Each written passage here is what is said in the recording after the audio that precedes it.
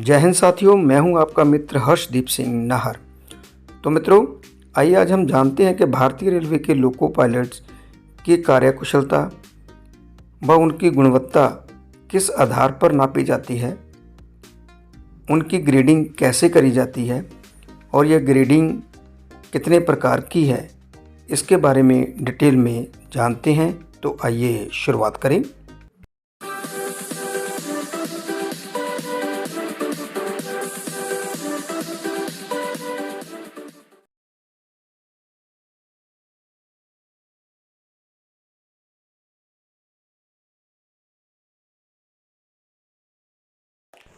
तो मित्रों, भारतीय रेलवे के रेलवे बोर्ड के द्वारा इशू 29/3/2007 के इस पत्र संख्या के द्वारा रेलवे के लोको पायलट्स की ग्रेडिंग की कैटेगराइजेशन रिवाइज करी गई है।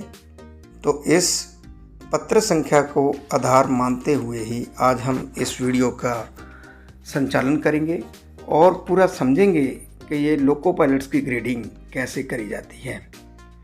तो ग्रेडिंग में सबसे पहले लोको पायलट को 4 कैटेगरी में बांटा गया है, ए, बी, सी और डी कैटेगरी, और उसके लिए एक ग्रेडिंग बुकलेट तैयार करी गई है। और इस ग्रेडिंग बुकलेट में कुल 100 अंक का निर्धारण किया गया है और इस 100 अंक में से 100 पॉइंट्स हैं और हर एक पॉइंट के ऊपर एक एक अंक प्रदान किया जाता है। लोको पायलट्स की इन ग्रेडिंग का निर्धारण एक चीफ लोको इंस्पेक्टर के द्वारा किया जाता है, जो कि अपने विवेक के द्वारा नहीं बल्कि इस बुकलेट में दिए गए हर एक पॉइंट को आधार मानते हुए उसी के अनुसार लोको पायलट की कैटेगराइजेशन करेंगे। लोको पायलट्स की कैटेगराइजेशन के लिए जो 100 अंक निर्धारित किए गए हैं, उनमें से 25 अंक हैं ड्राइविंग टेक्निक के, 30 अंक हैं सेफ्टी और ऑपरेटिंग रूल्स के बारे में नॉलेज के, और 15 अंक हैं टेक्निकल नॉलेज और ट्रबल शूटिंग के, 10 अंक हैं पर्सनल हैबिट्स के और 20 अंक हैं एक्सीडेंट रिकॉर्ड के, जो कि पिछले 5 साल का एक्सीडेंट रिकॉर्ड नामित किया जाता है। इस प्रकार टोटल 100 अंक का क्राइटेरिया निर्धारित किया गया है। अब इन 100 अंकों में जो लोको पायलट इलेक्ट्रिक व डीजल के लोको पायलट हैं, दोनों के लिए सेम है, कोई अलग अलग नहीं है। इसके अलावा ये जो एट्रीब्यूट्स हैं, ये डिवीज़न टू डिवीज़न वेरी कर सकते हैं। जैसे कि किसी डिवीज़न में ऑटोमेटिक सिग्नलिंग सेक्शंस नहीं है, तो उसमें जो लोको पायलट की ऑटोमेटिक सिग्नलिंग सेक्शन के संबंधित जो नॉलेज है वो कैलकुलेट एवेल्युएट नहीं की जा सकती। सेम उसी प्रकार जैसे कोई लोको पायलट गुड्स है, तो उसकी भी रिकवरी टाइम के प्रति जो एवेल्युएशन है वो भी करना संभव नहीं है। तो इसीलिए वो लोको पायलट पैसेंजर और लोको पायलट गुड्स के प्रति ये वेरी कर सकता है। इसके अलावा जो अल्कोहलिक लोको पायलट्स हैं, उनके लिए नेगेटिव मार्किंग का भी प्रावधान है। जैसे कि दीर्घकालिक क्रोनिक लोको पायलट्स के लिए 15 मार्क और जो हैबिचुअल आदि हैं उनके लिए 10 मार्क की नेगेटिव मार्किंग है। अब ओवरऑल कैलकुलेशन के बाद यदि कोई लोको पायलट 80 या इससे ऊपर अंक प्राप्त करता है तो उसे ए कैटेगरी में रखा जाएगा। 60 से ऊपर और 80 से कम वाले को बी कैटेगरी में रखा जाएगा।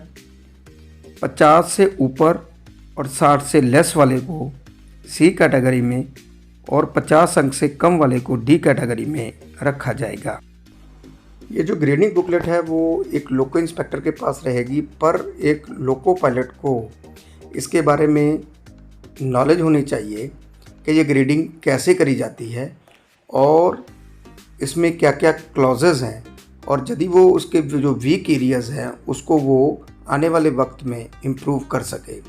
इसीलिए लोको पायलट को इस ग्रेडिंग बुकलेट के बारे में जानकारी होना अति आवश्यक है। इसके अलावा डिविजनल एडमिनिस्ट्रेशन लोको पायलट की ग्रेडिंग का डाटाबेस तैयार करेगी और यह पता लगाएगी कि लोको पायलट्स किस एरिया में वीक हैं और किस एरिया में उनकी नॉलेज एडिक्वेट नहीं है, तो उसको इम्प्रूव कराने के लिए वह एसटीसी या जोनल ट्रेनिंग सेंटर्स को उसके बारे में अवगत कराएगी। तो आइए मित्रों, अभी हम बात करते हैं कि लोको पायलट की ग्रेडिंग का रिव्यू या रिवीजन कब कब होता है। तो जो ए कैटेगरी के लोको पायलट्स हैं, हर एक 3 साल में एक बार, बी कैटेगरी के लोको पायलट की ग्रेडिंग का रिव्यू 2 साल में एक बार। तो मित्रों, जैसा कि आप जानते हैं कि भारतीय रेलवे में एक लोको पायलट की एंट्री डायरेक्ट नहीं है। सबसे पहले वो असिस्टेंट लोको पायलट बनता है, उसके बाद लोको पायलट शंटिंग और फिर लोको पायलट गुड्स। इसलिए जब कोई भी रनिंग कर्मचारी लोको पायलट गुड्स प्रमोट होता है तो पहले उसे सी कैटेगरी में रखा जाता है और सी कैटेगरी के बाद 1 साल बाद उसकी रीवैल्यूएशन होती है। एक एलआई द्वारा रीवैल्यूएशन करी जाती है। यदि वो अपनी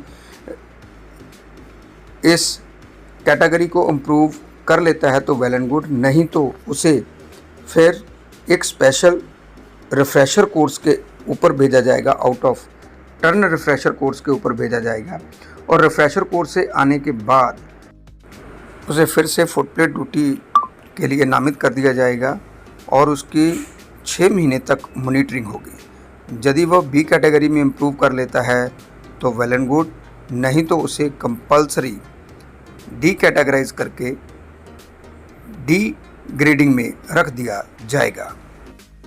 तो आइए मित्रों, अभी बात करते हैं कि डी कैटेगरी के लोको पायलट्स की कैसे रिवैल्यूएशन करी जाएगी। कि जैसे कोई कर्मचारी डी कैटेगरी में रख दिया जाएगा तो उसे फुटप्लेट ड्यूटी से हटा लिया जाएगा और उसे out of turn refresher course भेजा जाएगा। यदि कोई हैबिचुअल या क्रोनिक अल्कोहलिक पर्सन है तो उसे भी रिहैबिलिटेशन कैंप में भेजा जाएगा। अब रिफ्रेशर कोर्स कंप्लीट करने के बाद या रिहैबिलिटेशन कैंप अटेंड करने के बाद उस डी कैटेगराइज लोको पायलट को सिमुलेटर पर उसकी टेस्टिंग करी जाएगी।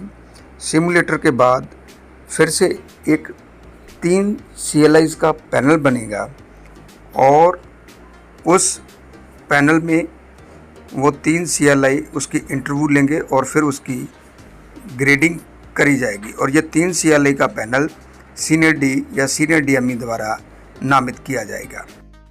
यदि यह डी कैटेगरी का लोको पायलट अब अपनी इम्प्रूवमेंट बी कैटेगरी में कर लेता है तो ठीक, नहीं तो उसे किसी अल्टरनेटिव जॉब के ऊपर लगा दिया जाएगा जो कि नॉन टेक्निकल पॉपुलर कैटेगरी होगी और उसके लिए रिकमेंडेशन इस एलआई पैनल के द्वारा दी जाएगी कंसर्न्ड ब्रांच ऑफिसर को, सीनियर डी या सीनियर DME को।